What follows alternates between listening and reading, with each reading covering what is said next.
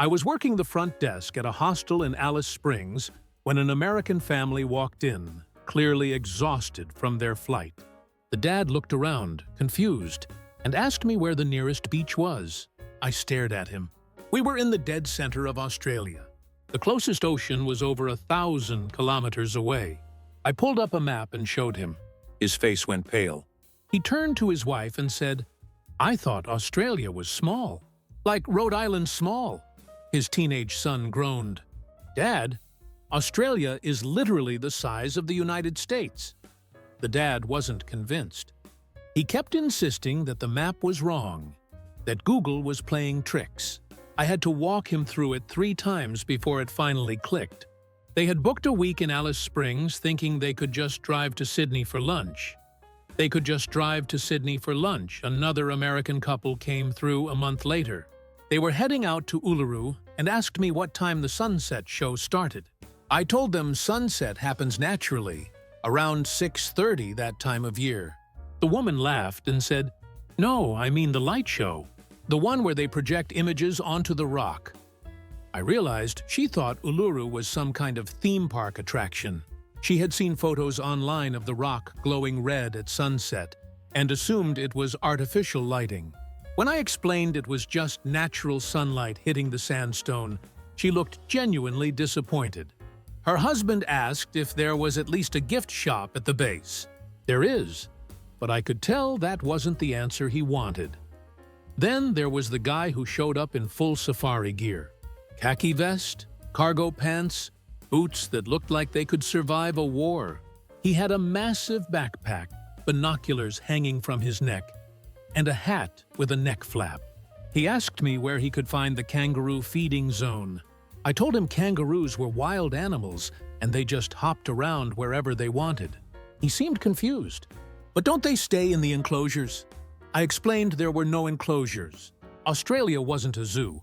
He looked genuinely shocked. "So they just roam free? Like on the streets?" "Yes, exactly like that." He spent the next 10 minutes asking if it was safe to walk outside. I assured him kangaroos weren't hunting humans. He didn't look convinced. My coworker told me about an American tourist who asked her if Australians spoke English or Australian. She thought he was joking at first. He wasn't. He genuinely believed Australia had its own separate language, like French or Spanish. When she told him Australians spoke English, he asked why we had such weird accents then. She didn't even know how to respond to that. He also asked if we used real money or if everything was still done through trade. That one stuck with her for weeks. I was guiding a tour group through Kangaroo National Park when an American woman raised her hand and asked if we needed to worry about drop bears. I thought she was joking. She wasn't. She had read online that drop bears were carnivorous koalas that fell from trees and attacked tourists. I had to explain that drop bears were a joke Australians told to mess with visitors. She looked relieved, but also a little betrayed. Her husband, however, insisted they were real. He had seen a documentary about them on YouTube. No amount of explaining would change his mind. He spent the entire hike looking up nervously at every tree. This is the level of cultural psychology I break down every week. The tiny myths that tell you how people actually think. It doesn't show up in your feed by accident. Subscribers get it first. Another guy on that same tour asked me how often we encountered crocodiles while walking around the city. I told him crocodiles stayed near water in the northern regions, not in urban areas. He seemed skeptical, but I saw Steve Irwin wrestle them everywhere. I explained that Steve Irwin was a wildlife expert who actively sought out dangerous animals for his show. Regular Australians didn't just stumble into crocodile fights on their way to work. The guy nodded slowly, but I could tell he was disappointed. He had packed a hunting knife specifically for crocodile encounters. One afternoon, an American couple asked me if it was true that everything in Australia could kill you. I told them it was exaggerated. Yes, we had venomous snakes and spiders, but most of them avoided humans. The woman wasn't buying it. She pulled out her phone and showed me a list she had made. Snakes, spiders, jellyfish, sharks, crocodiles, cassowaries, blue-ringed octopuses, stonefish, box jellyfish, and cone snails. She had researched every deadly creature in Australia and was convinced she wouldn't survive the week. I assured her that millions of Australians lived full lives without ever encountering most of those animals. She asked if I carried anti-venom in my bag. I didn't. She looked horrified. My friend, who worked at a camping site in the Northern Territory, told me about an American family who showed up with industrial-strength bug spray, snakebite kits, and flare guns. They asked where the safe zone was. There wasn't one. The dad insisted there had to be a designated safe area where dangerous animals couldn't enter. My friend explained that nature didn't work that way. The dad asked if they could build a perimeter fence. My friend told him that would take days and wasn't allowed. The family ended up sleeping in their car the entire trip because they were too scared to set up a tent. Another tourist asked me if Australians had to check their shoes for spiders every morning.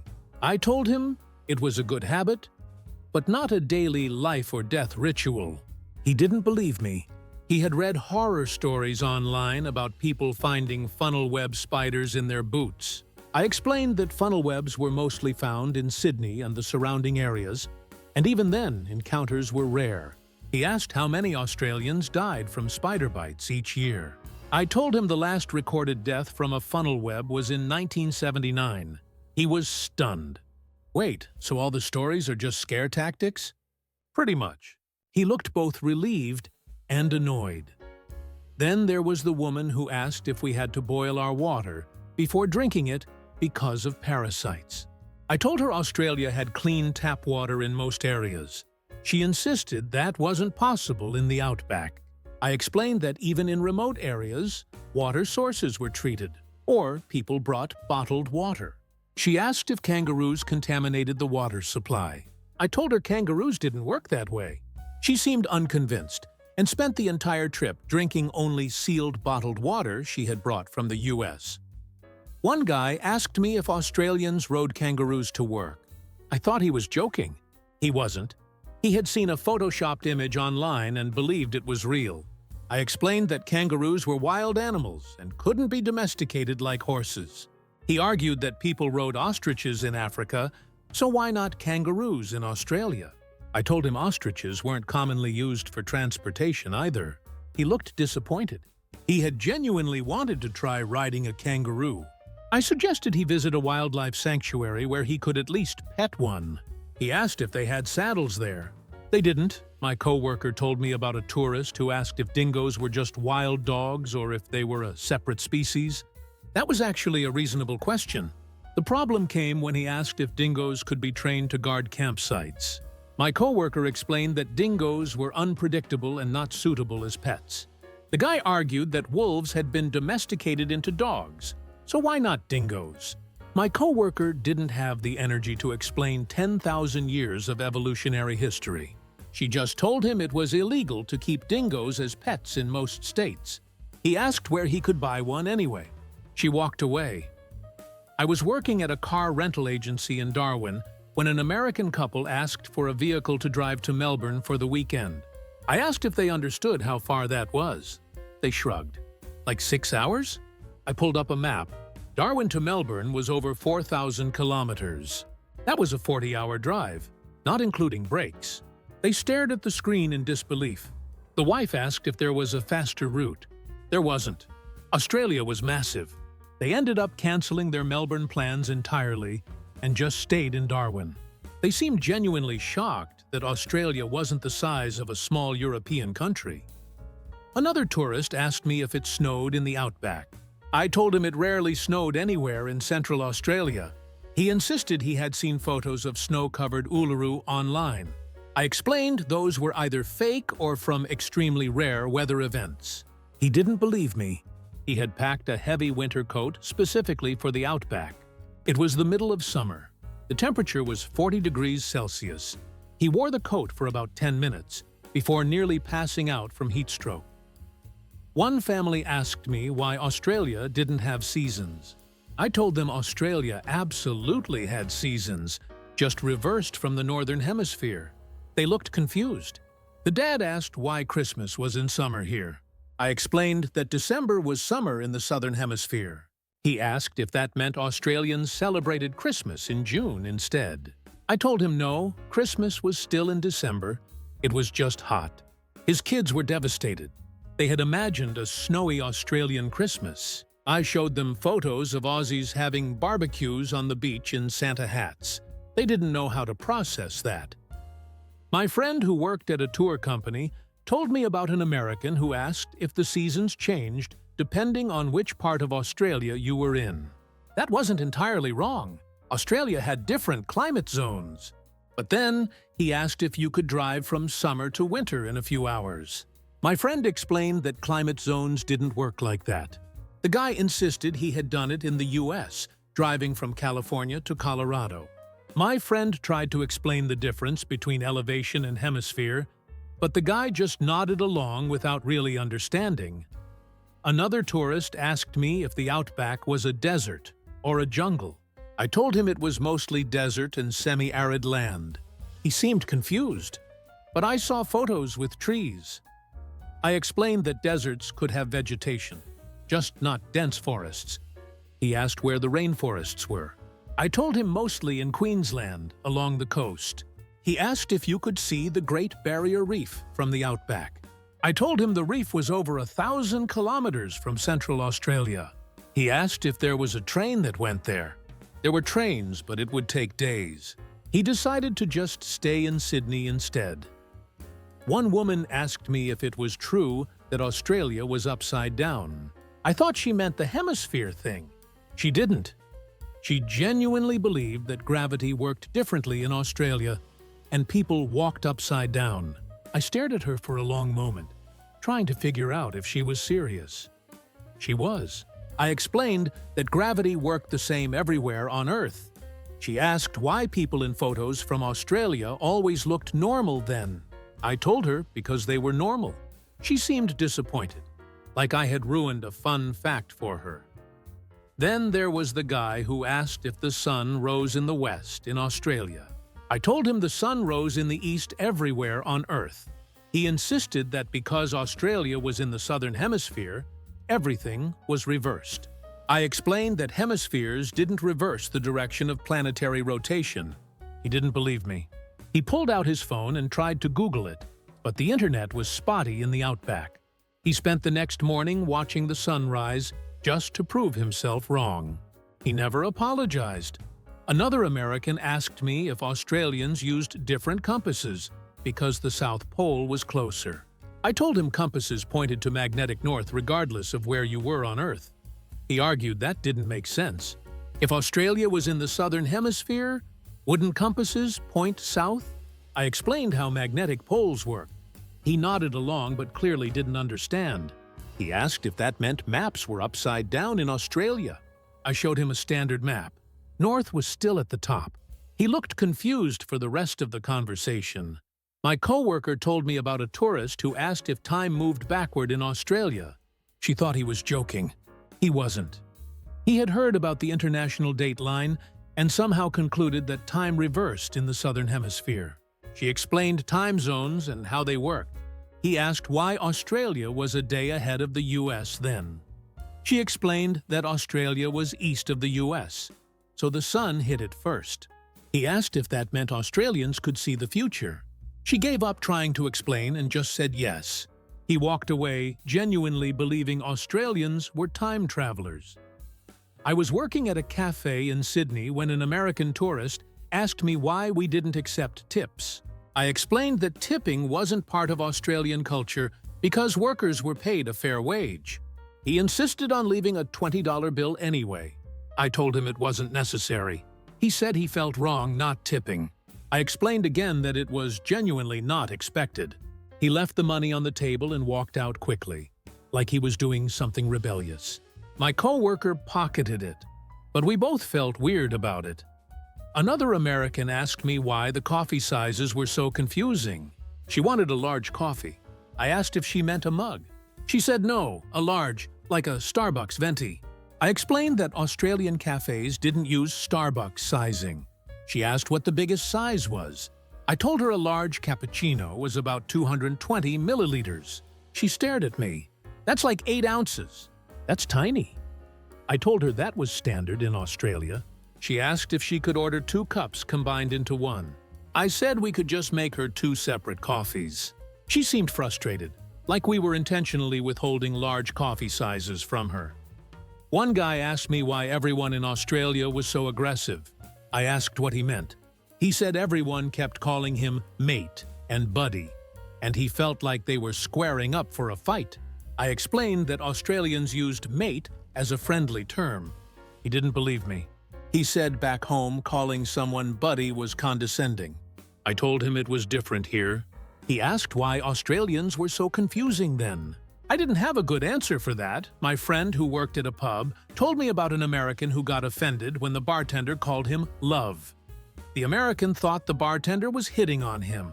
The bartender was a 60-year-old woman who called everyone love. My friend had to explain that it was just an Australian thing. The American asked if that meant Australians didn't take relationships seriously. My friend just walked away. Another tourist asked me why Australians said, "How you going?" instead of "How are you?" I told him it meant the same thing. He said it didn't make grammatical sense. I agreed, but that was just how Australians talked. He asked if Australians were taught proper English in school. I told him yes, but slang was part of the culture. He seemed convinced that Australians were just lazy with language. I didn't bother arguing. One woman asked me why Australians abbreviated everything. She had heard ARVO for afternoon, servo for service station, and bottle-o for bottle shop. I told her it was just the Australian way. She asked if it was because Australians were too lazy to say full words. I told her it was more about efficiency and culture. She didn't look convinced.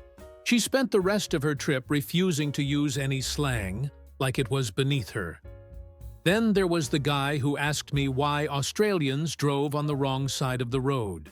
I told him it was the left side, not the wrong side. He insisted the right side was the correct side because that's what most countries used. I explained that over 70 countries drove on the left, including Australia, the UK, Japan, and India. He argued that America was bigger and more influential, so their way should be the standard. I just nodded and let him believe whatever he wanted. Another American asked me why Australian money looked like monopoly money. I asked what he meant. He said the bills were too colorful and plasticky. I explained that Australian currency was polymer, not paper, which made it more durable and harder to counterfeit. He said it felt fake. I told him it was very real. He asked if Australians took US dollars. I told him no, he'd need to exchange his money. He seemed annoyed, like Australia should have just adopted the US dollar for convenience. My coworker told me about a tourist who asked why Australians celebrated Christmas in the summer. She explained that December was summer in the Southern Hemisphere. He asked if that meant Australians didn't get a real Christmas. She asked what he meant by real. He said Christmas was supposed to be cold, with snow and fireplaces. She told him Australians had beach barbecues and outdoor parties instead. He said that sounded wrong. She told him it was just different. He insisted it wasn't the same. She stopped engaging after that. One family asked me if Australians played American football. I told them no. Australians played Australian rules football, rugby, and cricket. They asked if Australian football was just a knockoff of American football. I explained that Australian rules football was actually older than American football. They didn't believe me. The dad said America invented everything sports-related. I pulled up the history on my phone. Australian rules. Football started in 1858. American football started in the 1860s. He looked at the screen, shrugged, and said, "Well, American football is better anyway." I didn't argue. Was closing up the hostel one night when an American backpacker came up to me and asked if Australia was really that different from the US. I thought about all the stories I'd heard over the years. The tourists who thought Australia was tiny. The ones who believed drop bears were real. The families who packed winter coats for the Outback. The people who didn't understand hemispheres, time zones, or gravity. I told him Australia was different in a lot of ways, but also similar in others. He nodded. Then he asked if kangaroos really boxed. I sighed. Yes, kangaroos could box. Mostly with each other, not with humans. He looked thrilled. I knew it. Another guy asked me if Australians had Netflix. I told him yes. He seemed surprised. He thought Australia was less developed. I asked him what gave him that impression. He said the Outback looked empty in photos. I explained that the Outback was remote, but cities like Sydney and Melbourne were as modern as any major U.S. city. He asked if we had skyscrapers. I told him yes. He asked if we had fast food. I told him yes. He seemed disappointed, like he had wanted Australia to be more exotic and uncivilized. One woman told me she loved Australia because it felt like stepping back in time. I asked her what she meant. She said everything felt slower and simpler. I told her that was probably just because she was on vacation. She insisted it was more than that. She said Australians seemed less stressed than Americans. I told her that might be cultural, but Australians had the same modern problems as everyone else. She didn't want to hear that. She wanted Australia to be a paradise where nothing ever went wrong. I didn't have the heart to ruin it for her. My coworker and I started keeping a list of the strangest questions we'd heard. Do kangaroos hibernate? No. Is the Sydney Opera House a real opera house? Yes. Can you see Antarctica from Australia? No. Do Australians have the internet? Yes. Is Vegemite poisonous? Only to taste. The list kept growing. Every week brought new questions that made us question what people were learning in school. But here's the thing. Most of these tourists left Australia with a better understanding of the country. They learned that Australia wasn't a small island nation. They realized the Outback wasn't a death trap. They figured out that Australians spoke English and used modern technology. Some of them even tried Vegemite and survived. The myths got exposed, one confused tourist at a time. And honestly, we didn't mind. It made the job more entertaining. Because if there's one thing Australians love, it's watching Americans realize the world is bigger and stranger than they expected. That's the energy I track in every episode. How perception shapes reality, and how travel reveals what we don't know about ourselves. If you want that lens on the world, lock it in now. Future, you will thank you. And trust me, these stories never stop coming.